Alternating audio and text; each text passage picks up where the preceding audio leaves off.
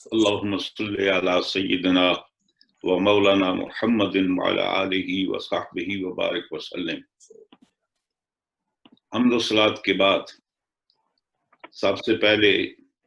جتنے حاضرین و ناظرین کرام ہیں، علماء کرام موجود ہیں، میں سب کی بارگاہ میں ہدیہ تبریک کے ساتھ ساتھ سلام مسنون پیش کرتا ہوں۔ السلام علیکم ورحمۃ اللہ وبرکاتہ۔ اور اس کے ساتھ میں انتظامیہ کا انتہائی تہ دل سے شکر گزار ہوں کہ جنہوں نے اس تقریب سعید کا اہتمام کیا اور مجھے بھی اس میں شرکت کا موقع عطا کیا۔ اللہ تعالیٰ اپنے حبیب کے صدقے میں ہم سب پر اپنا فضل و کرم فرمائے، اسلام کے ساتھ زندگی عطا فرمائے، اور بروقت رخصت اللہ تعالیٰ دولت ایمان کے ساتھ اس دنیا سے ہمیں رخصت فرمائے۔ حمد و صلات کے بعد میرے ذمے جو عنوان لگایا گیا، اگر میں تفصیل کے ساتھ رسول مفتی کو سامنے رکھ کر اشعار کا ترجمہ کروں تو پھر ذرا خیال یہ ہے کہ مضمون لمبا ہو جائے گا۔ اختصار نظر کرنا چاہتا ہوں کہ بحمد تعالی ہم حنفی ہیں، ہمیں اس بات پر فخر ہے کہ ہم حضور سیدنا حضرت امام اعظم ابو حنیفہ رضی اللہ تعالیٰ عنہ کے مقلدین ہیں، ان کے پیروکار ہیں، ان کے فالوور ہیں، اور یہ ہماری سعادت ہے۔ سیدنا حضرت امام اعظم ابو حنیفہ رضی اللہ تعالیٰ عنہ کی ذات رسولہ صفات وہ ہے کہ آپ قرون اولا میں 80 ہجری میں آپ کی ولادت ہوتی ہے اور 150 میں آپ کا وصال مبارک ہوتا ہے۔ آپ نے اپنی زندگی میں چند صحابہ کرام کی زیارت سے مشرف ہوئے، اور پھر ابتداءً سیدنا حضرت عمر فاروق رضی اللہ تعالیٰ عنہ کے دور اقتدار میں جب ایران فتح ہوا تو آپ کے آباء و اجداد ترک سکونت فرما کر آپ عراق میں کوفہ میں تشریف لائے، اور آپ کے خاندان میں سب سے پہلے حلقہ بگوش اسلام ہونے والے آپ کے جد اعلیٰ حضرت نعمان، آپ کا شجرہ نسب یوں ہے کہ نعمان بن ثابت بن نعمان، اور بعض تواریخ نے آپ کی جد اعلیٰ کا نام زوتا بھی لکھا ہے، بعض نے مرزبان بھی لکھا ہے، اور آپ کا تعلق ایران کے کیانی خاندان سے ہے۔ اور صحیح بات یہ ہے کہ آپ کے جد اعلیٰ کا اسم گرامی بھی نعمان تھا۔ آپ صحابہ کرام کے دور میں حلقہ بگوش اسلام ہوئے، اور کوفہ میں آپ نے سکونت اختیار کی، صاحب ثروت آدمی تھے، صاحب تجارت تھے، اور مرفع الحال تھے، اور وہیں سیدنا حضرت امام اعظم ابو حنیفہ رضی اللہ تعالیٰ عنہ کی ولادت باسعادت ہوتی ہے، اور اس علمی ماحول میں کہ جہاں صحابہ اکرام کا دور تھا، بڑے بڑے التابعین، اور پھر کوفہ مرکز تھا حضور مولا کائنات کا، حضرت عبداللہ بن مسعود کا علم کا گہوارہ سمجھا جاتا تھا، تو آپ اس ماحول میں رہ کر علم سے کیسے دور رہ سکتے تھے؟ بحمد تعالیٰ آپ نے مختلف اساتذہ کی خدمت میں زانو تلمس طے کیا، علوم متداولہ حاصل کیے، بالخصوص حدیث پر آپ نے ید طولہ حاصل کیا۔ اور اگر یہ بات عرض کی جائے کہ آپ نے جو اپنی زندگی میں احادیث کریمہ روایت کی ہیں، جو آپ کے شاگردوں نے آپ سے آگے پہنچائیں، اور آپ کی مسانید کی صورت میں ٹوٹل زندگی میں جو آپ سے مرویات ہم تک پہنچی ہیں مختلف ذرائع سے، وہ تقریباً 8000 حدیثوں سے زائد ہیں، اور آپ نے تقریباً 4000 آپ کے وہ شاگرد تھے جو اپنے وقت کے عظیم محدث تھے، صاحب حدیث تھے، علوم کے ماہر تھے، اور 400 اس میں وہ حضرات تھے کہ جنہوں نے امام اعظم ابو حنیفہ کے وصال کے بعد مسند تدریس کو زینت بخشی، اور باقاعدہ طور پر وہ جو امام عالی مقام سے آپ نے حاصل کیا تھا اس کی اشاعت کی، نشر و اشاعت کی، اور اس تدریس کو قائم کیا، اور بالخصوص آپ کے فیضان کو آگے پہنچانے والوں میں بالخصوص 4 افراد کا بہت زیادہ اس میں دخل ہے۔ ایک سیدنا حضرت امام ابو یوسف ہیں امام محمد ہیں، امام ظفر ہیں، امام محمد بن شیبانی ہیں، امام حسن بن زیاد ہیں۔ انہوں نے آپ کے علوم کو بہت آگے پھیلایا، آگے تک پہنچایا، اور طویل عرصہ تک آپ کے بعد بھی رہ کر آپ نے مسند تدریس کو رونق بخشی اور آپ کے فیضان کو آگے پہنچاتے رہے۔ امام اعظم حنیفہ کے بعد حضرت امام ظفر ہیں، جو بہت بڑے رئیس تھے، مالدار تھے، صاحب ثروت تھے، اور ایک مسئلہ پوچھنے کے لیے امام صاحب کی بارگاہ میں حاضر ہوئے، تو جب مسئلے کا جواب لیا تو اس کے بعد پھر امام صاحب کے ہو کر رہ گئے۔ آپ کا وصال مبارک امام اعظم حنیفہ کے وصال سے 8 سال کے بعد 158 میں ہو جاتا ہے، اور دوسرے آپ کے شاگرد نے حضرت امام قاضی ابو یوسف کہ جو غریب خاندان سے تعلق رکھتے تھے، یہ سارے معاملات افورڈ نہیں کر سکتے تھے،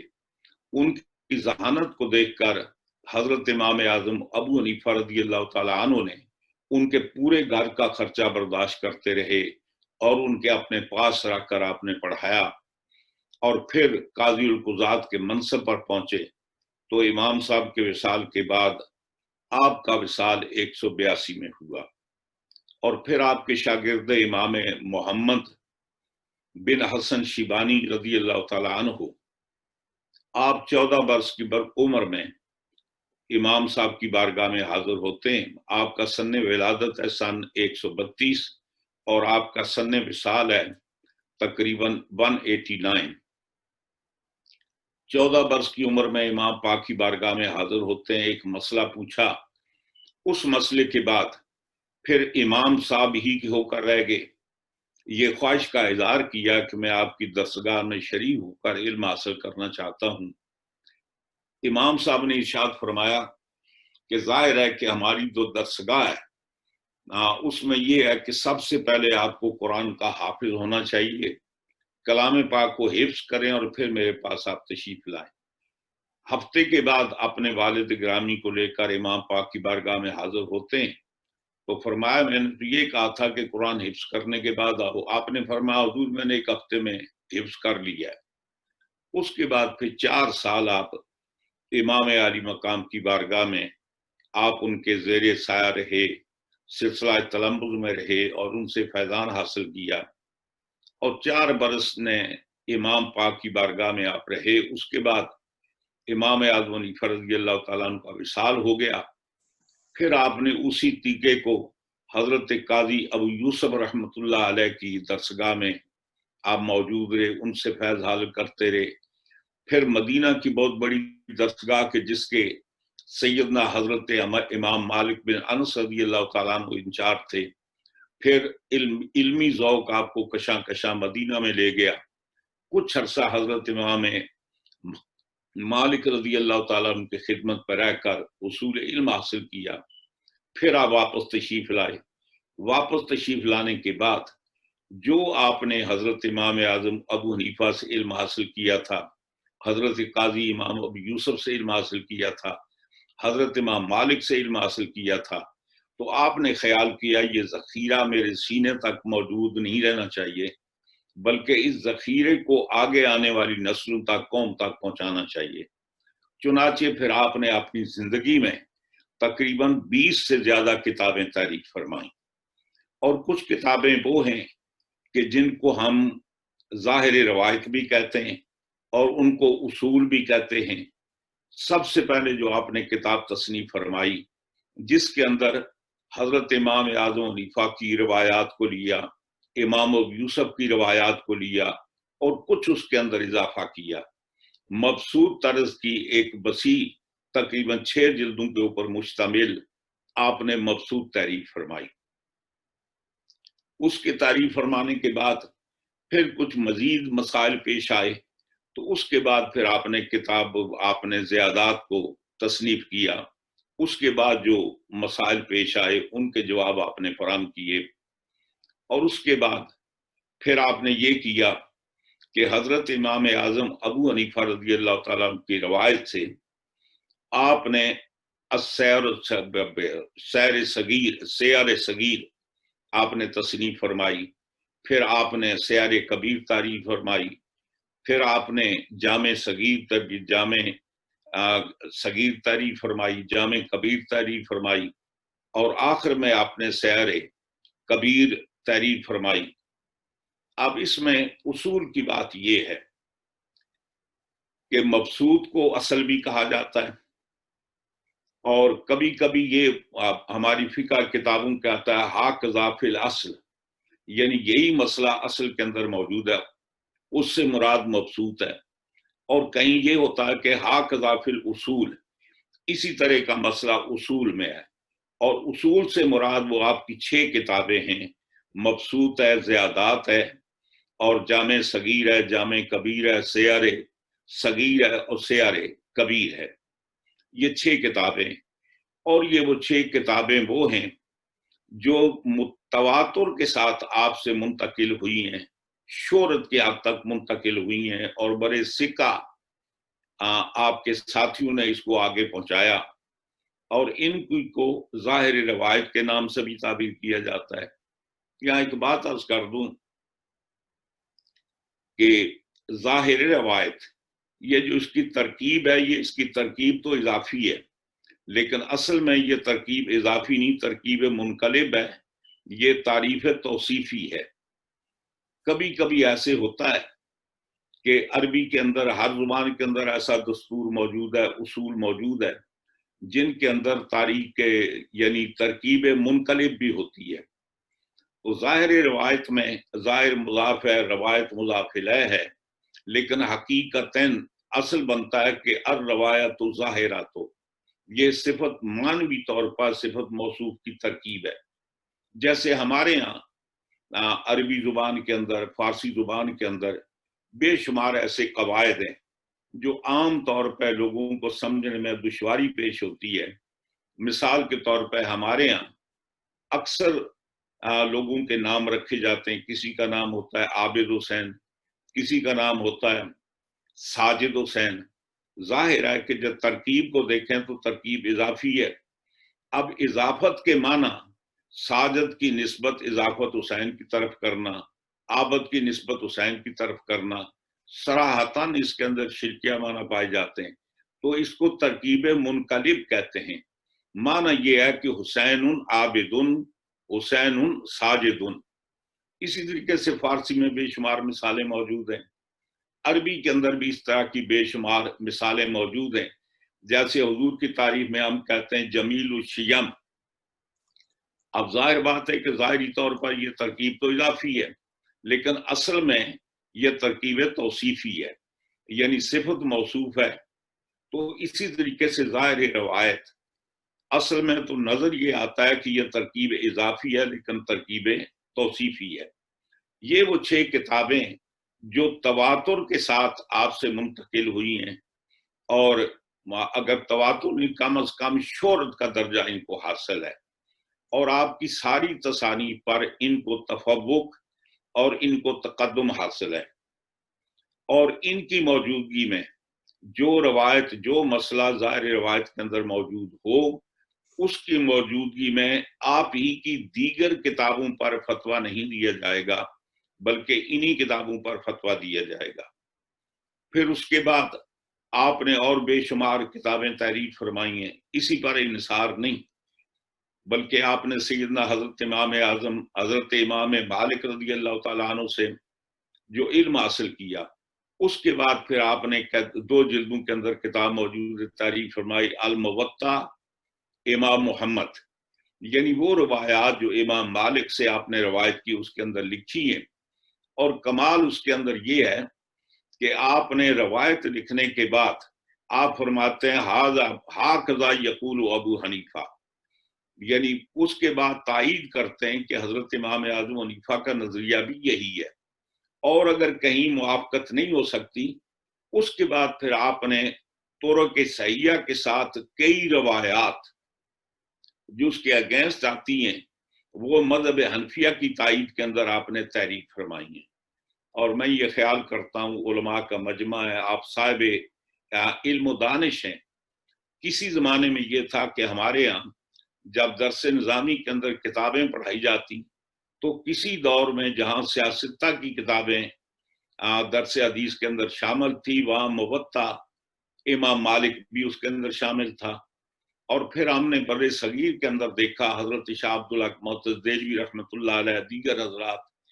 ان حضرات نے یہ کیا کہ اس دورہ حدیث کے اندر امام صاحب کی کتاب الاثار بھی پڑھائی جاتی، اور اس کے علاوہ مشکل الاثار امام طحاوی رحمۃ اللہ علیہ کی تحوی شریف وہ بھی پڑھائی جاتی، تاکہ لوگ یہ نہ سمجھیں۔ اکثر و بیشتر جب لوگ سیاستہ کا مطالعہ کرتے ہیں، بخاری شریف کا مطالعہ کرتے ہیں، دیکھتے ہیں مسلم شریف، دیگر کتابیں دیکھتے ہیں، تو ظاہری طور پر دیکھتے ہیں کہ مذہب حنفی یہ حدیث ظاہرہ کے ہمیں خلاف نظر آتا ہے۔ وجہ اس کی یہ ہے کہ ہم نے اپنے طلباء کو وہ حدیث پڑھائی ہی نہیں ہے کہ جو سیدنا حضرت امام اعظم ابو حنیفہ رضی اللہ تعالیٰ نے جمع فرمائی، اپنے شاگردوں کو پڑھائیں، آپ کے شاگردوں نے جس کو جمع کیا۔ اور یہ امتیاز حاصل ہے تمام کتب حدیث کے اندر، جو معیار کتاب الاثار امام صاحب کی روایت کا وہ مقام نہ تو بخاری کو حاصل ہے، نہ مسلم کو حاصل ہے، نہ کسی اور کتاب کو۔ اس لیے کہ چند حدیثیں امام صاحب کی وہ ہیں جن کو آپ وہ خدان کہتے ہیں، یعنی آپ کے اور حضور کے درمیان ایک واسطہ ہے صحابی کا، وہ چند حدیثیں، اور اکثر جو آپ کی روایات ہیں وہ سنائی ہیں، یعنی آپ کے اور حضور کے درمیان صرف دو واسطے ہیں، ایک صحابی کا واسطہ ہے، ایک تابعی کا واسطہ ہے۔ اور بعض اوقات یہ بھی ہوتا ہے کہ کچھ ثلاثیات بھی ہیں، یعنی جن کے اندر آپ کے اور حضور کے درمیان ایک صحابی کا واسطہ ہے اور دو تابعین کا واسطہ ہے، اور یہ وہ نفوس قدسیہ نہ تو صحابی پر جرا کی جا سکتی ہے، اور وہ اجلہ تابعین وہ ہیں کہ جن کی معرفت صحابہ کرام کے بعد ہم تک علوم حدیث، علوم اسلامیہ، حضور کا فیضان ہم تک پہنچا۔ بحمد تعالیٰ وہ سارے اس معیار کے سکہ تھے کہ سند مختصر ہے، تحقیق کرنی بہت آسان ہے، اور ان کے اندر وہ ہیں کہ جن کا سکہ ہونا مسلمات میں سے ہے۔ اب باقی حضرات نے حدیثیں جمع کی، تو حدیث کو جو جمع کرنے والے ان کے درمیان، حضور کے درمیان کہیں 5 واسطے ہیں، کہیں 6 واسطے ہیں، کہیں 7 ہیں، کہیں 8 ہیں۔ اب تحقیق کرنے میں جو معیار صحابہ کرام کا ہے یا جو معیار تابعین کا ہے، اس کے بعد مرور زمانہ کے بعد جو کثرت کے ساتھ لوگ آتے ہیں، کثرت کے ساتھ وہ معیار قائم نہیں رہتا۔ تو امام صاحب کو یہ فوقیت حاصل ہے کہ فن حدیث کے اندر، اور پھر ایک اور بات بھی آپ ذہن میں رکھیں کہ ہمارے ہاں باقاعدہ طور پر جب ہم درس نظامی پڑھاتے ہیں تو ہم یہ کرتے ہیں کہ اصول حدیث کے عنوان پر کبھی ہم مقدمہ ابن صلاح پڑھاتے ہیں، کبھی نخبۃ الفکر پڑھاتے ہیں، لیکن احناف کی باقاعدہ طور پر اپنی کتابیں اصول حدیث کے اندر موجود ہیں، اور امام صاحب کے حدیث کے قبول کرنے میں جو شرائط جتنے مشکل ہیں، اتنے حضرت امام بخاری رضی اللہ تعالیٰ عنہ کو بھی نہیں ہے۔ تو یوں سمجھیے کہ سیدنا حضرت امام اعظم حنیفہ رضی اللہ تعالیٰ عنہ کی تعلیمات جو ہم تک پہنچی ہے، یہ حضرت امام محمد رضی اللہ تعالیٰ عنہ آپ نے جو سیر صغیر لکھی ہے،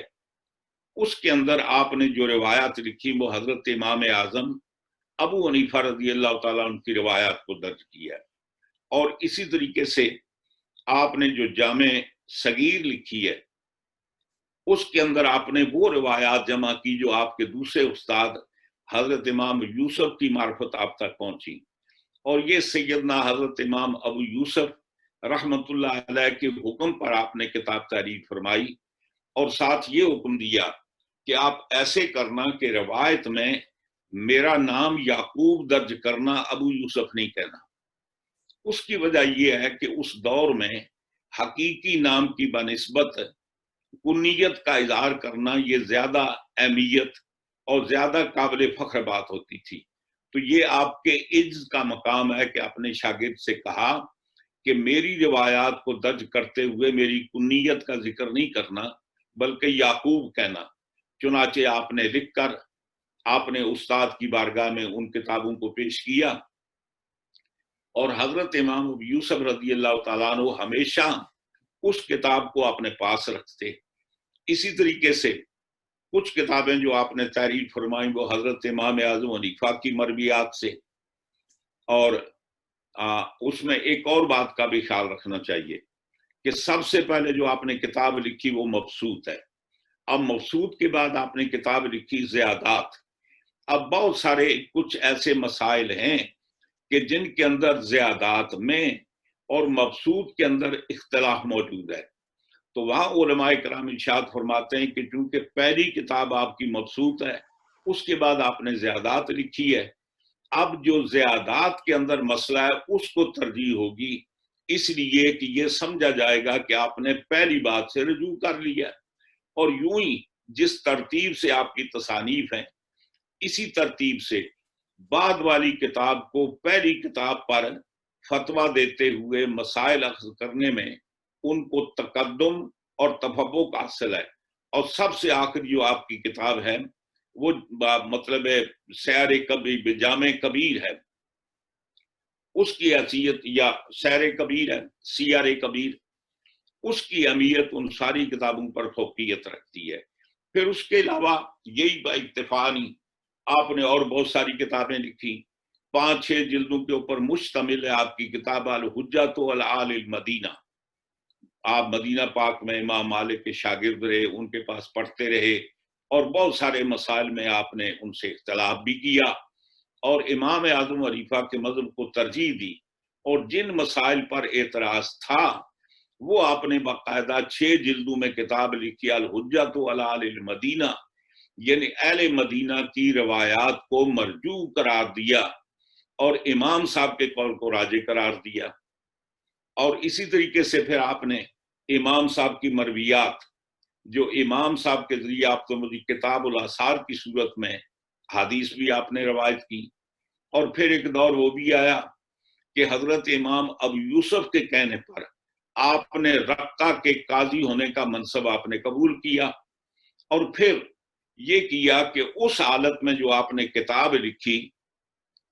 اس کو رقیات کہتے ہیں. پھر آپ کے شاگرد ہیں جنہوں نے آپ سے باقی روایات حاصل کی، یہ جن کو ہم اصول کہتے ہیں، ظاہر روایت کہتے ہیں، یہ وہ 6 کتابیں ہیں کہ جن پر تواتر حاصل ہے، شہرت کے درجہ کو پہنچی ہیں کہ بے شمار آپ کے شاگردوں نے، بے شمار آپ کے جو تلمیذ ہیں انہوں نے اسی کثرت کے ساتھ ان کو درج کیا کہ وہ درجہ شہرت اور درجہ تواتر کو پہنچی ہیں. باقی جو آپ کی تصانیف ہیں ان کا طریقہ یہ رہا کہ کسی ایک شاگرد نے ایک کتاب کو آگے نقل کیا، 2 شاگردوں نے اس کتاب کو آگے نقل کیا. کتابیں وہ آپ ہی کی ہیں لیکن ان کی نقل آگے پہنچنے کا وہ معیار نہیں ہے جو ظاہر روایت کا معیار ہے. لہذا ان کتابوں کے درمیان اور ظاہر روایت کے اندر اگر کسی جگہ اختلاف ہو تو اس صورت میں ظاہر روایت کو باقی روایات پر ترجیح ہے.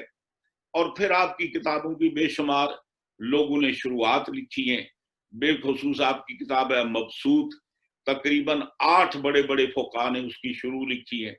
اور یہ بھی ایک بات ذہن میں رکھیں، ایک دستور رہا ہے کہ وہ علماء کرام آپ کے شاگرد، آپ کے فیض یافتہ جو شام سے تعلق رکھتے تھے یا جن کا تعلق عراق کے ساتھ تھا، ان کے ناموں کے ساتھ عام طور پر ان کے پیشے کو نفی کیا جاتا ہے، ان کے پیشے کا نام لیا جاتا ہے یا ان کے شہر کا نام لیا جاتا ہے، ان کے علاقے کا نام لیا جاتا ہے. جیسے کہ ابو بکر جساس ہیں، یعنی مطلب شیشے کا کام کرنے والے، ابو الحسن کرخی ہیں، کرخ کے رہنے والے. تو وہ لوگ زیادہ اپنے لیے خطابات کو پسند نہیں فرماتے تھے. لیکن اس کے برعکس ماوراء النار میں جو بڑے بڑے علماء ہوئے ہیں وہاں رواج یہ تھا کہ وہاں القاب کو زیادہ پسند کیا جاتا. جیسے آپ دیکھتے ہیں کہ فخر الاسلام، شیخ الاسلام، شمس الائمہ، سب کے ساتھ بڑے بڑے القاب موجود ہیں. لیکن القاب جس کا لقب ہے اگر وہ اس کی اہلیت رکھتا ہے، اس معیار پر پورا اترتا ہے تو پھر اس القاب کے اندر کوئی حرج نہیں ہے، وہ اس کا مطلب ہے ڈیزرو کرتے ہیں، وہ اس کے اہل ہیں. تو شمس الائمہ کے نام سے جو احناف ہیں تقریباً 8 حضرات گزرے ہیں جی. شمس الائمہ حلوانی ہیں، شمس الائمہ سرخسی ہیں، اس طریقے سے اور کافی ان لوگوں نے اپنی اپنی زندگی میں ان کتابوں کی جو امام محمد کی کتابیں ان کی شروعات لکھی ہیں۔ پھر آپ کے کچھ شاگرد ایسے ہیں کہ جن شاگردوں نے جن کا جو نام تھا اس نام سے اس کتاب کو مشہور کیا گیا، مثلا شعیب بن سلمان کسان ہیں، اب انہوں نے جو آپ کو جمع کیا وہ کسانیات کہلاتی ہیں۔ تو ایک آپ کے شاگرد ہیں جرجان کہنے والے، جرجانیات ہیں، ہارونیات ہیں، یعنی ان کے نام کے ساتھ ان کتابوں کو منسوب کیا گیا۔ اور علاوہ ازیں حضور سیدنا حضرت امام اعظم ابو حنیفہ رضی اللہ تعالیٰ عنہ سے جو انہوں نے فیض حاصل کیا، فیض حاصل کرنے کے بعد امام ابو یوسف نے جو امام صاحب کی روایات سے کتاب لکھی ان کی تعداد 6 ہے، اور امام محمد رحمت اللہ علیہ نے جو امام صاحب کی روایات ان کے فیض سے کتابیں لکھی وہ تو بہت ہیں، لیکن ظاہری روایت کی 6 کتابیں مشہور ہیں۔ نوادرات کی جو نوادر کتابیں، نوادر جمع نادرہ کی، نادرہ کے معنی یہ ہوتے ہیں وہ مسائل جو نئی نوعیت کے، مثال کے طور پر ہم جس موجودہ دور میں رہتے ہیں ہمارے سامنے نئے نئے مسائل پیش آتے ہیں کہ جن کا وجود حضور کے دور میں نہیں تھا، تو ظاہر ہے ان کا مثال ہمیں حضور کی زندگی میں حل تو نہیں مل سکتا، یا صحابہ کرام کے دور میں ان کا وجود نہیں تھا،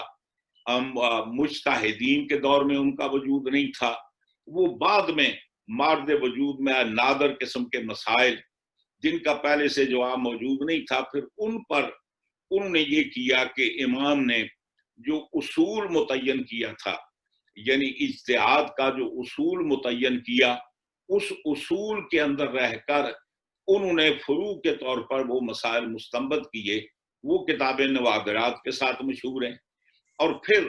حضرت امام محمد کے شاگردوں نے اس کے بعد آ کر کچھ نوازل ہیں، تو نوازل جمع نازلہ کی، اس کے معنی یہ ہے کہ ان ائمہ کے دور کے بعد جو مسائل پیدا ہوئے اور ان مسائل کو اس دور کے جو علماء کرام تھے انہوں نے ان کے جوابات دیے، ان فتاوی کے جوابات دیے۔ ظاہر ہے کہ وہ مسائل وہ تھے جو اصحاب ثلاثہ کے دور میں نہیں تھے۔ اصحاب ثلاثہ سے مراد حضرت امام ابو حنیفہ رضی اللہ تعالیٰ عنہ، امام ابو یوسف، امام محمد ہیں، ان کے دور میں نہیں تھے، ان کے شاگردوں کے دور میں نہیں تھے، بعد میں مسائل پیدا ہوئے۔ تو ان مسائل پر پھر انہوں نے کتابیں لکھی جن کا نام ہے نوازل، اور نوازل کے نام پر بھی بہت ساری کتابیں۔ سب سے پہلے کتاب النوازل ابو الیاس سمرقندی رحمت اللہ علیہ نے لکھی، اور اس کے بعد پھر دیگر حضرات ہیں، مجمع النوازل، اس طرح کی کتابیں لکھی گئیں۔ اور کچھ وہ کتابیں امام ابو یوسف رضی اللہ تعالیٰ عنہ، امام محمد کی، جن کو کتاب العمالی کہتے ہیں، اور آپ کے شاگردوں نے بھی ایسے کیا ہے۔ عمالی جمع املا کی ہے، املا کے معنی ہوتا ہے ڈکٹیشن کرانا، یعنی لکھوانا۔ طریقہ یہ ہوتا کہ ایک مسند بچھائی جاتی، جو استاد ہیں، شیخ ہیں، وہ مسند کے اندر جلوہ فرما ہوتے، اور آپ کے گردا گرد تقریباً سینکڑوں شاگرد موجود ہوتے، قلم دواتیں لے کر، وہ کاغذ لے کر لکھنے کے لیے تیار ہوتے، اور وہ شیخ جو ان پر اللہ کی طرف سے ودیت ہوتی، علم ان کو القاء کیے جاتے، یا انہوں نے جو اپنے اساتذہ سے سیکھا وہ املا کراتے، اور پھر یہ ہوتا کہ شاگرد ان کو لکھتے جاتے، اور جب وہ سارے لکھ لیتے تو پھر اس کو ایک کتابی صورت میں اس کو جمع کر دیا جاتا۔ تو یوں سمجھیے کہ جتنا اہتمام فقہ حنفی کے پھیلانے کا، فقہ حنفی کے آگے اشاعت کرنے کا جو نظام منظم ہمیں نظر آتا ہے، وہ یقینی طور پر نہ تو مالکیوں کے ہاں میں نظر آتا ہے، نہ شوافے کے ہاں میں نظر آتا ہے، نہ حنابلہ کے ہاں نظر آتا ہے۔ آپ نے جو اس پر اہمیت اور فوقیت حاصل ہے، اور پھر امام صاحب کا ایک در امتیاز یہ بھی رہا ہے جو باقی ائمہ کے اندر موجود نہیں ہے، وہ یہ تھا کہ امام عالی مقام سیدنا حضرت امام اعظم ابو حنیفہ رضی اللہ تعالیٰ عنہ آپ یہ کرتے کہ شاگردوں کی محفل کے اندر تشریف فرما ہوتے، وہ مسئلہ پیش ہوتا، پھر آپ طلباء کو یہ فرماتے، اچھا بھائی جواب دو کہ اس مسئلے کا کیا جواب ہو سکتا ہے۔ اب تمام شاگرد اپنی اپنی ہمت بساط کے تحت اس مسئلے کا جواب تلاش کرتے، اور باری باری امام صاحب کی بارگاہ میں پیش کرتے. کبھی ایسے ہوتا کہ امام صاحب اپنے کسی شاگرد کی رائے کی تائید کرتے، با تمہارا جواب بالکل ٹھیک ہے، اور کبھی اختلاف کی بات ہوتی تو اپنی رائے کا اظہار فرماتے. تو یوں سمجھیے کہ فقہ حنفی کا معیار فرد واحد کی دھونس نہیں ہے، فرد واحد کی ڈکٹیٹر یا آمریت نہیں ہے. یہ فقہ حنفی کا امتیاز یہ ہے، آپ نے شاگردوں کو ملا کر ان کے تعاون کے ساتھ آپ نے یہ کیا کہ سب کی رائے کو لے کر چلے. اور یہی وجہ ہے استاد سے اختلاف کرنا، استاد سے اختلاف کرنا نہ بے ادبی ہو سکتی ہے، نہ یہ اس کو آپ توہین کہہ سکتے ہیں. اس لیے کہ امام کے ساتھ جتنا پیار آپ کے شاگردوں کو تھا، ظاہر بات ہے کہ ہم اس پیار کا دعویٰ تو نہیں کر سکتے جی. جو آپ کے شاگرد آپ کے عقیدت مند تھے، اتنی محبت ہمارے دلوں میں تو نہیں ہو سکتی. لیکن اس کے باوجود بے شمار مسائل میں تقریباً 2/3 ٹوٹل فقہ حنفی کے اندر مسائل میں 2/3 ایسے مسائل ہیں کہ جن کے اندر آپ سے آپ کے شاگردوں نے، حضرت امام ابو یوسف ہیں، امام محمد ہیں، حسن بن زیاد ہیں، امام ظفر ہیں، انہوں نے اپنے استاد سے اختلاف کیا جی، اور امام صاحب نے خندہ پیشانی کے ساتھ اس کو قبول کیا. تو معنی یہ ہے کہ شرعی مسئلے کے اندر استاد سے اختلاف کرنا، پیر سے اختلاف کرنا، یا کسی بڑی شخصیت سے اختلاف رائے رکھنا، یہ بے ادبی نہیں ہے. بے ادبی صرف یہ ہے، اختلاف نہیں ہو سکتا تو نبی سے نہیں ہو سکتا جی. انبیاء کرام سے اختلاف کی گنجائش نہیں ہے، نبی سے اختلاف کرے گا تو ایمان سے جائے گا. ان کے بعد کوئی ایسی شخصیت نہیں ہے جس سے علمی اختلاف نہیں ہو سکتا. ہاں، اختلاف محبت کی بنیاد پر، عقیدت باقی رہے، محبت باقی رہے، احترام باقی رہے، احترام کے ساتھ اختلاف میں کوئی حرج نہیں. اور سب سے بڑی مثال اس کی ہمیں فقہ حنفی کے اندر ملتی ہے. ہم جب فقہ کتابیں پڑھتے ہیں اس سے آتے ہیں وقال ابو حنیفہ ہاکذا، فرمایا، لیکن صاحبان امام یوسف نے یہ، امام ابو یوسف نے یہ فرمایا، امام محمد نے یہ فرمایا. آپ فرمایا کہ خلاف الامام ظفر، امام ظفر نے اس کے اندر یہ اختلاف کیا ہے، حسن بن زیاد نے یہ کہا ہے. اور پھر ایک اور بات آپ کو بتاؤں، دنیا پر احسان ہے، اسلام کا ایک نظام جس کو سرکار دو عالم صلی اللہ علیہ وسلم نے قائم کیا، بیت المال قائم کیا، زکوٰۃ کا نظام قائم کیا، مال غنیمت کا نظام قائم کیا، پھر صحابہ کے دور میں رہا. اب اگر یہ وسائل مفقود ہو جائیں اور حکومت کو حکومت چلانی ہے، اب ظاہر ہے کہ قدرتی وسائل بھی اس ملک کے اندر نہیں ہیں، تو اب اس پبلک کے اندر امن کو قائم رکھنے کے لیے ظاہر ہے کہ عام لوگوں کے خون کو، ان کے انتظام کو قائم رکھنے کے لیے پولیس کا محکمہ قائم کرنا پڑتا ہے. ہر بسی اس قلم رو میں رہنے والوں کے علاج معالجے کے لیے مستشفیٰ ہسپتالوں کا انتظام کرنا پڑتا ہے. پھر انصاف دلانے کے لیے اس کے اندر عدلیہ کا نظام قائم کرنا پڑتا ہے. پھر ایک ملک کو خارجی دشمنوں سے بچنے کے لیے فوج کا انتظام کرنا پڑتا ہے، اور ان سب پر مصارف ہوتے ہیں. تو یہ مصارف کہاں سے لائے جائیں گے؟ اور اس کا بھی حال صرف اناف نے ظاہر کیا. حضرت امام ابو یوسف رضی اللہ تعالیٰ نے کتاب الخراج لکھ کر یہ ہمیں بتایا کہ جب حکومت ایسی دقت دشواری کا شکار ہو تو پھر اور کون سے وسائل ہیں کہ جن کو بروئے کار لا کر ان حکومت کے انتظامی معاملات کی تکمیل کی جا سکتی ہے. اور پھر ایک اور کام کیا حضرت امام حسن بن زیاد نے. یہ جو آج کل ایک تو ملک کے اندر قانون ہوتا ہے جو بامی اس کے اندر ذمی بھی رہتے ہیں اور مستامن بھی ہوتے ہیں، مسلمان بھی ہوتے ہیں، ان کے اپنے اپنے قوانین موجود ہیں، لیکن ایک ملک کے دوسرے ملک کے ساتھ معاملات کیسے ہوں. اور یہ بھی ترا امتیاز آنا آپ کو ہے کہ سب سے پہلے بین الاقوامی قانون کے اوپر، انٹرنیشنل قوانین کے اوپر اگر کسی نے کتاب لکھ کر ہمیں یہ نشاندہی فرمائی ہے تو حضرت امام حسن بن زیاد رضی اللہ تعالیٰ عنہ کی شخصیت ہے. اور پھر میں یاد کرتے چلوں کہ بہت ساری کتابیں حضرت امام محمد رحمت اللہ علیہ نے بہت ساری اور بھی کتابیں جو آپ کی طرف منسوب ہیں. آپ کی کتاب ہے کتاب الاجتہاد والرائے، یعنی اجتہاد کیا ہے اور رائے کی پوزیشن کیا ہے، اس پر کتاب لکھی. آپ کی کتاب موجود ہے کتاب الخصائل، کتاب المحاصل، یعنی مطلب ہے کہ آپ جو ذرائع آپ کے پاس نہیں ہیں، آپ محصول کیسے حاصل کر سکتے ہیں، حکومت کن ذرائع سے دولت فراہم کر کے پبلک کی سہولت کو بروئے کار لا سکتی ہے. اور پھر آپ کی کتاب باقاعدہ طور پر کتاب الاستحسان بھی جو آپ کی طرف منسوب ہے. ایک ہوتا ہے قیاس اور ایک ہوتا ہے استحسان، اور وہ بھی قیاس کی قسم ہے، لیکن اس کے اندر یہ فرماتے ہیں کہ اوفا کو للناس یا ارفا کو للناس یا اوزا ہو،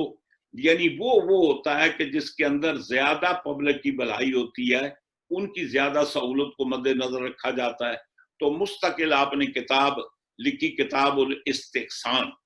اور پھر پہلے آپ کے آدمی ہیں کہ جنہوں نے مستقل طور پر اصول فقہ پر بھی کتاب لکھی کہ فقہ مرتب کرنے کے اصول کیا ہیں، کتاب اصول فقہ، اور بہت ساری کتابیں آپ کی طرف منسوب ہے. میں سمجھتا ہوں کہ حضرت امام محمد رضی اللہ تعالیٰ عنہ کا وہ کمال ہے. اور چنانچہ آپ کے سوانح نگار یہ بات لکھتے ہیں، جب آپ نے مبسوط لکھی. اور ایک بات اور بھی بتا دوں کہ حضرت امام شافعی رضی اللہ تعالیٰ عنہ کی جو کتاب الام ہے، اس میں بیشتر جو آپ نے استفادہ کیا ہے وہ المبسوط سے کیا ہے، وہ روایات. اور پھر یہ کمال امام صاحب کو حاصل ہے کہ ما سوائے حضرت امام مالک کے جتنے بھی ائمہ مذہب ہیں، سب کو امام صاحب کے شاگرد ہونے کا، تلمیذ ہونے کا شرف حاصل ہے. امام صاحب کے شاگرد امام ابو یوسف ہیں، امام محمد ہیں، پھر حضرت امام شافعی جن کا سن ولادت 150 ہے، آپ حضرت امام ابو یوسف کے بھی شاگرد ہیں، امام محمد کے بھی شاگرد ہیں. پھر امام شافعی کے شاگرد امام احمد بن حنبل ہیں، انہوں نے ان سے استفادہ کیا. پھر جو سیاستہ کے لوگ ہیں، امام بخاری وغیرہ، وہ امام احمد بن حنبل کے شاگرد ہیں. تو یوں سمجھیے کہ تمام محدثین کے ہاں، فقہا کے ہاں، سب کے ہاں امام اعظم حنیفہ رضی اللہ تعالیٰ عنہ کا فیضان موجود ہے. البتہ امام مالک ہیں جو آپ کے شاگرد نہیں ہیں، لیکن وہاں ایک جا کر قدر مشترک یہ ہے کہ حضرت امام اعظم حنیفہ بھی حضرت امام جعفر صادق علیہ السلام کے شاگرد ہیں، اور حضرت امام مالک بھی شاگرد ہیں. وہاں بھی جا کر دونوں اکٹھے ہو جاتے ہیں. تو یوں سمجھیے کہ امت مسلمہ پر حضرت امام اعظم ابو حنیفہ رضی اللہ تعالیٰ عنہ کا بہت بڑا احسان ہے. میں یہ عرض کر رہا تھا کہ جب امام محمد رضی اللہ تعالیٰ عنہ نے المبسوط لکھی، اور آپ کے سوانح نگار طبقات حنفیہ کے اندر یہ بات موجود ہے کہ اس وقت کے بعد میں ایک عیسائی نے جب المبسوط کو پڑھا تو پڑھنے کے بعد وہ مسلمان ہو گیا. اس نے کہا کہ ھذا کتاب محمد کم الاصغر، یہ وہ کتاب ہے جو تمہارے چھوٹے محمد کی کتاب ہے. کیفا کتاب محمد کم الاکبر، تمہارے جو بڑے محمد ہیں، پھر ان کی کتاب کا کیا عالم ہوگا. یعنی مطلب ہے اس کی نسبت قرآن کتاب تو اللہ کی ہے، البتہ قرآن حضور کی معرفت ہم تک پہنچا. تو اب یہ کر رہا تھا، اسی فتویٰ نویسی کے عنوان سے علماء کرام نے بہت ساری کتابوں کو یہ قرار دیا ہے کہ وہ کتابیں کہ جن کے مصنف مجہول ہیں، یعنی جن کی پوری بایوگرافی، پورے زندگی کے حالات ہمیں معلوم نہیں ہیں، ان کی کتابوں سے فتویٰ نہیں دینا چاہیے، نمبر ایک. نمبر دو، اگر کوئی فقیہ کتاب لکھتا ہے اور کتاب کے اندر دوسری کتاب کا حوالہ دیتا ہے تو کبھی اس حوالے کا اعتبار نہیں کرنا چاہیے جب تک کہ اصل کتاب کو نہ دیکھ لے. اس لیے کہ بسا اوقات ایسے ہوتا ہے، اور آج بھی ہو رہا ہے، ایک آدمی کسی کتاب کا حوالہ دیتا ہے، اب لکھنے والے اصل کتاب کو تو دیکھتے نہیں ہیں، اسی کتاب کے حوالے سے آگے وہ حوالہ چلتا ہے، اور جب اصل کتاب کی طرف رجوع کرتے ہیں تو وہاں وہ مطلب ہے اس کا وجود ہی نہیں ہوتا. تو پہلی بات یہ ہے کسی کے حوالے کا اعتبار اس وقت تک نہ کریں جب تک کہ اصل کتاب کے اندر وہ حوالہ آپ تلاش نہ کریں، جب معلوم نہ کر لیں۔ اور پھر ہر کتاب پر یہ فتویٰ نہیں دیا جا سکتا۔ ہمارے علماء کرام ارشاد فرماتے ہیں کہ مثلا قدوری کی بہت ساری شرح، کنز الدقائق کی بہت ساری شرح، ان شروع پر فتویٰ نہیں دیا جا سکتا جی۔ فتوے کی وہ کتابیں ہیں، قول راجح پر فتویٰ دیا جا سکتا ہے، قول مرجوح پر نہیں دیا جا سکتا۔ اور پھر کسی جیسے موجودہ دور میں بے شمار فتاوے موجود ہیں، نام نہیں لیتا کسی کا، یعنی مختلف فتاویٰ کے نام سے موجود ہیں، فتوے اس کے اندر درج ہیں، اور اس کے اندر کتابوں کے حوالہ جات لکھے ہوئے ہیں۔ اب ہم اس کے فتوے کی کتاب سے فتویٰ نہیں دے سکتے جی۔ ہمیں جب تک کہ وہ بڑا لکھنے والا ہو یا چھوٹا لکھنے والا ہو، جب تک کہ اصل کتاب کی ہم تحقیق نہ کر لیں، اور یہ بیماری پرانی آ رہی ہے کہ بے شمار لوگ، بڑے بڑے اعلیٰ قسم کے لوگ کتابیں لکھتے تھے اور حوالہ درج کرنے میں یقینی طور پر قطر و بیونت کرتے تھے۔ موجودہ دور میں آپ کو مثال دیتا ہوں، ہماری سیاستہ کے ترجمے لوگوں نے لکھے ہیں جی، سیاستہ کے ترجمے، تفاسیر کے ترجمے، تاریخ کے ترجمے، لیکن ترجمہ کرنے میں ڈنڈی ماری۔ مثلا بخاری کے بہت سارے تراجم موجود ہیں۔ اب امام بخاری کا نظریہ یہ ہے کہ جب وہ سیدہ کائنات خاتون جنت سلام اللہ علیہ کا نام لیتے ہیں تو علیہ السلام لکھتے ہیں، حسنین کریمین کا نام لیا تو علیہ السلام لکھا، مولا کائنات کا نام لیا تو علیہ السلام لکھا، ترجمہ کرنے والے نے سب جگہ رضی اللہ تعالیٰ عنہ کہہ دیا۔ امام بخاری نے کتابوں کے اندر نام لکھے تو اس کے اندر بہت سارے ٹائٹل نہیں دیے، ترجمہ کرنے والے نے بہت سارے اپنی طرف سے ٹائٹل شمار کر دیے۔ تو یہ اس اصل کتاب سے بددیانتی ہے۔ کیا آپ ٹائٹل دے کر ادب کا مظاہرہ کر رہے ہیں تو جس کتاب کا ترجمہ کر رہے ہیں وہ بے ادب تھا؟ یا ان کے ترجمے کے اندر بھی بہت احتیاط کرنی چاہیے، غور کرنی چاہیے۔ ہمارے تراجم بھی ماشاءاللہ، میرے پاس بھی یہ چونکہ سبجیکٹ نہیں ہے، میرے پاس بہت سارے ایسے ریکارڈ موجود ہیں تو بے شمار لوگوں نے تراجم کیے اور اس کے اندر خیانت کی ہے۔ میں موجودہ نہیں، پرانے دور کی بات کرتا ہوں۔ قاضی ابو بکر ابن العربی اپنے وقت کے بڑے فاضل آدمی ہیں، حضرت امام غزالی کے شاگرد ہیں، بے شمار کتابوں کے مصنف ہیں، اور اس میں کوئی شک نہیں آپ کی کتاب احکام القرآن بڑی مارکۃ العارہ کتاب ہے، لیکن اس کے ساتھ ساتھ آپ کی کتاب ہے العواسم من القواسم فی مواقف الصحابۃ بعد وفات النبی صلی اللہ علیہ وسلم، اس کے اندر ایک دو جگہ لکھتے ہیں جی، تحریر فرماتے ہیں وقال ابو لا سمرقندی توفا امیر المومنین یزید فی سنۃ قضا و قضا، یعنی ابو لا سمرقندی نے یزید کو امیر المومنین کہا۔ اب ابو لا سمرقندی نے یہ لکھ کر اس کا رد کیا ہے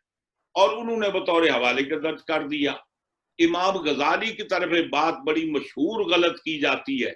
جو قاضی ابوبکر ابن عربی نے لکھی کہ امام غزالی کہتے ہیں قتل الحسین بصیف جدی، جبکہ امام غزالی کا اس کا کوئی وجود نہیں ہے۔ تو بسا اوقات ایسے ہوتا ہے، کوئی حوالہ ہو کسی فقہ کی کتاب،